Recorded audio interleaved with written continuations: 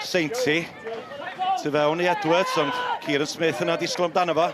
Bale allan gan Newell. At Abedaki tu fewn. Ac yr ergyd gan Aaron Edwards, doedd hi ddim yn bell. Fiel yn troi.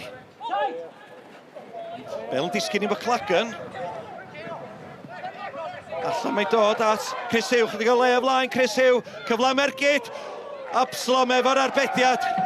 A Hulbert yn chwilio am y briwsion. Tomlinson. Allan at press, i'r canol, at McLagan, sy'n cyfle mergyd, gwaith da gan Kyle Harrison. Yn rhwystro McLagan rhag cael ei ergyd, ac yn wir, mae'n cardyn melyn arall i Kane McLagan, sydd eisoes wedi derbyn cardyn melyn. Ac y gêm gynta y tymor, mae Kane McLagan yn gweld cardyn coch. Abedaki. Nôl mae'n dod, yn cael ei chlirio. Smith ar peniad. Disgyn i Newell, sy'n cyfle mae Newell yr ergyd gan Newell. Modfeddi heibio'r postyn. Dyna'r agosad, da ni wedi dod yr ail hanner. Ergyd Newell ac heibio'r postyn a thi. Roberts troi tu mewn. Gwahodd i Ross White. Carlamu ymlaen, Bale yn disgyn i Newell, Bale yn disgyn i Iwan Roberts. Ac mae Iwan Roberts wedi rhoi ti yng ngornel y rhwyd heibio i Michael Lewis. Ac ai dyna yw'r gol sy'n selio'r triffrwynt i'r Bala.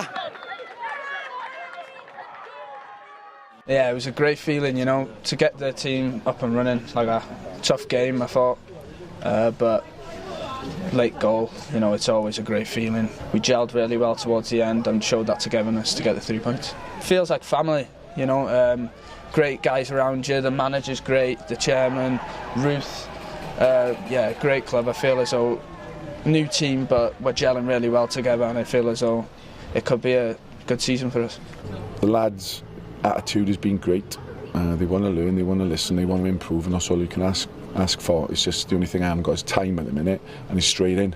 You know, I haven't had a pre-season to sort of, you know, work on things in terms of how they want him to play, and so yeah, it's going to be tough. And using this, you know, the first couple of games is, like say, to implement what we want as a staff and how we want the team to play. But we haven't got a lot of time, have we? There's been lots of comings and goings over the summer. Are you happy with the squad you've got now, or is there more to be done before the end of the month? Hopefully we can try and bring 1 or 2 in, but you know, we can't compete with the big boys at the moment. You know, we're lots of changes since last season, as you can see. But you know, it's been a totally different squad really, apart from the few that have stayed. And they've done really well today. A lot of them don't know a lot about the league, and it's been a good. I'm happy with a lot of performances today.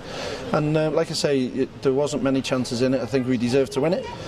Well, I think we do, and it was a good, you know, a good battling performance for us. It's important when we don't play well that we win, and lots of times last season we played well and didn't win. So it's crucial, and I think that's our first win in the league for a long time.